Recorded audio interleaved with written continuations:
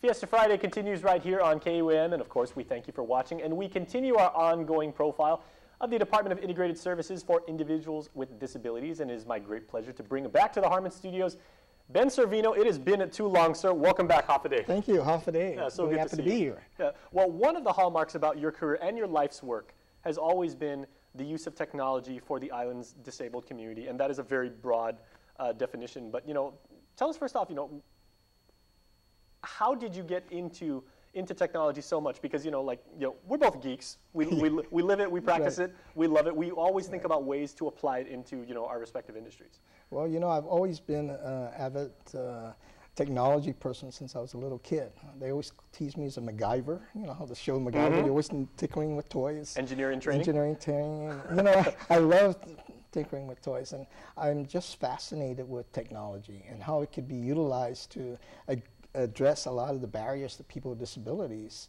have to deal with. Simple things like an eyeglass, you know, again, addresses the visual impairment. Hearing aids, you know, and it broadens from low-tech all the way to high-tech.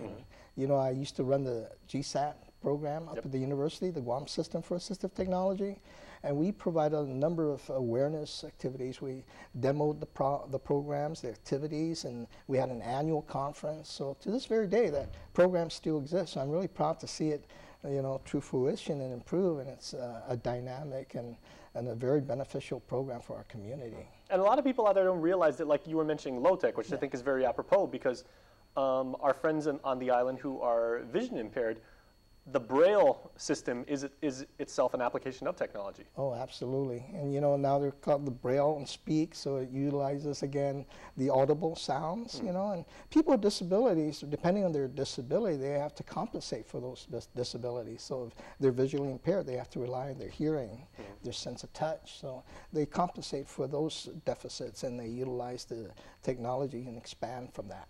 And to continue your passion for working with the island's disabled, what services does Disin now provide, and how do you help Guam's disabled in that regard? Sure. You know, Disin, the acronym Disin has been around since 1997, and we have two divisions, the Division of Vocational Rehab and the Division of Support Services. So the Division of Voc Rehab, as shared earlier, it's a eligibility program. It's not an entitlement program, as opposed to the Division of Support Services, which allows people to come in, receive case management services, advocacy services, even education and awareness about the disabilities and how do you overcome the disabilities and the utilization of technology, and also about their rights, their individual rights under the ADA, Section 504, 508. There's all these different laws that pertain to people with disabilities, not only on the federal side, but also on the local side, and dealing with accessible parking. So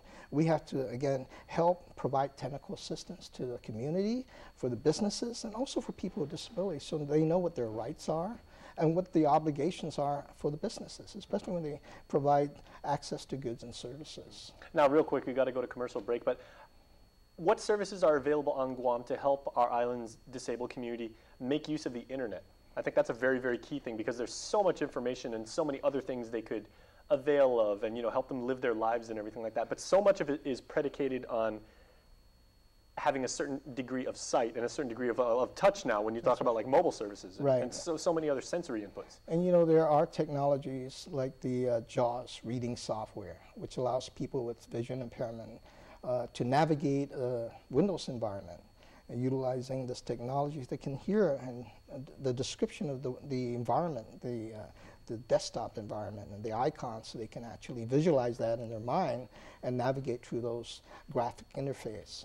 But people with disabilities, again, with the use of technology, can overcome a lot of these challenges.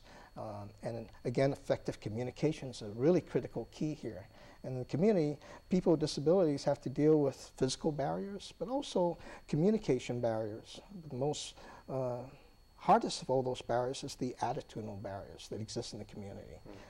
We look at discrimination, and that's why, you know, the Rehab Act exists, because that's one of the frameworks for, again, inclusion in the community, like the ADA, civil rights law, to allow people to, again, access goods and services equally. All right. Well, Ben, I got to tell you, you've always been an inspiration for me, and I've always admired your work in figuring out how to apply technology the right way to make sure that people are truly helped. So I thank you very much. Thank you so much for All right. having me here. All right. Come back anytime. You know you're always welcome here. We'll always make time Thank for you. you. All right. We'll be here. Well, on that note, we have some